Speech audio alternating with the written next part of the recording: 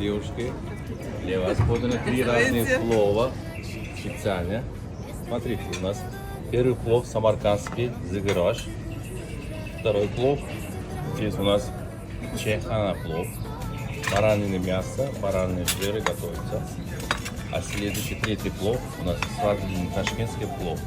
Изюмом внутрь, чуть-чуть сладкий может быть. Приятного вам аппетита! Что за жизнь?